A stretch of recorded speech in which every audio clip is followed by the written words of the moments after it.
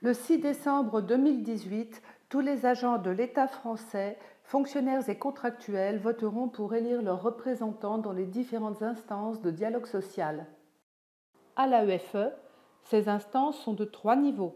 Il y a d'abord le comité technique, le CT. Il est compétent en matière d'organisation et de fonctionnement de l'agence, de gestion provisionnelle des effectifs, des emplois et des compétences, de règles statutaires, d'évolution technologique et de méthodes de travail et de leurs incidences sur la situation des personnels, des grandes orientations en matière de politique indemnitaire, d'égalité professionnelle, de parité et de lutte contre toutes les discriminations, de la formation et du développement des compétences professionnelles. Il donne un avis sur l'évolution de la carte scolaire et les profils des postes à publier. La durée du mandat est de 4 ans. Le comité technique de l'AEFE comprend 8 sièges pour les organisations syndicales.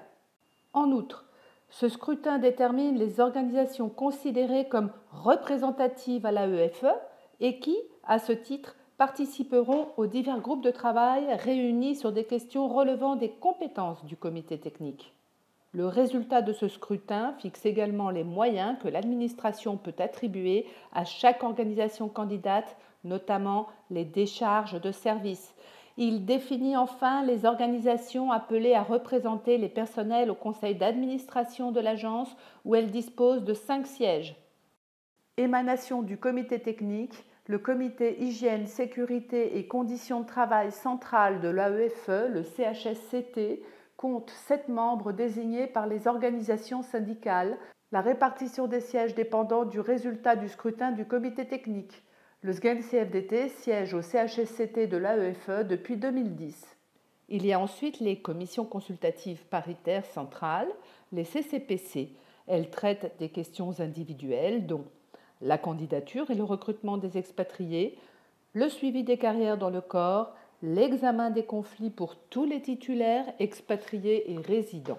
Les CCPC sont au nombre de 5. Commission A pour les agrégés, commission B pour les autres personnels du second degré, commission C pour les personnels du premier degré, commission D pour les personnels de direction et d'inspection, commission E pour les ingénieurs, les personnels administratifs, techniques, ouvriers, de santé. Chaque CCPC comprend 5 sièges pour l'administration et 5 sièges pour les organisations syndicales. Il y a enfin les commissions consultatives paritaires locales, les CCPL. Elles sont compétentes pour le recrutement et les fins de contrat des personnels résidents, le recrutement et le licenciement des agents de droit local employés dans les établissements en gestion directe, toutes les questions d'ordre individuel concernant les agents relevant de leurs compétences. Elles sont constituées par pays sur la base des critères suivants. Si le nombre d'agents est compris entre 10 et 99 inclus, l'ensemble des électeurs relève d'une commission unique. Si le nombre d'agents est supérieur ou égal à 100, 2 commissions sont constituées. La CCPL 1 pour les personnels du premier degré ou assurant au moins la moitié de leur service dans le premier degré, qu'ils soient enseignants ou non. La CCPL 2 pour l'ensemble des autres personnels. Le nombre de sièges à pourvoir au sein de chaque CCPL dépend de la taille du corps électoral. Avec moins de 50 électeurs, il y a 3 sièges pour l'administration et autant pour les organisations syndicales. Avec 50 électeurs ou plus, ce nombre passe à 5. Les CCPC et les CCPL sont paritaires, c'est-à-dire qu'elles sont composées en nombre égal de membres nommés par l'administration et de représentants des organisations syndicales.